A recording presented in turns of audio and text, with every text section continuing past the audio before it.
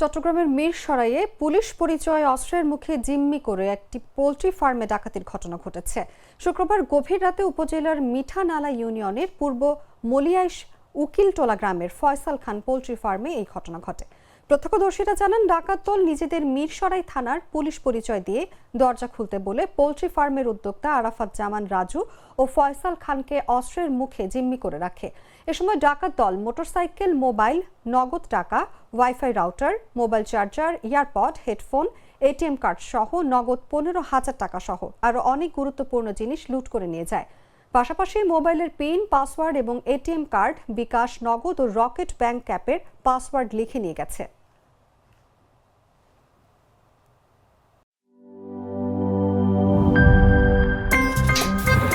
আমার একটা স্মার্ট সিদ্ধান্তে 25% গ্যাসের খরচ কমেছে। ভাবছেন কিভাবে? সাধারণ গ্যাস স্টোভ বদলে আমি এনেছি আরএফএল গ্যাস স্টোভ। এর সাইন্টিফিক নজল ও ব্রাস বার্নার ক্যাপ সমানভাবে তাপ ছড়িয়ে রান্না করে দ্রুত।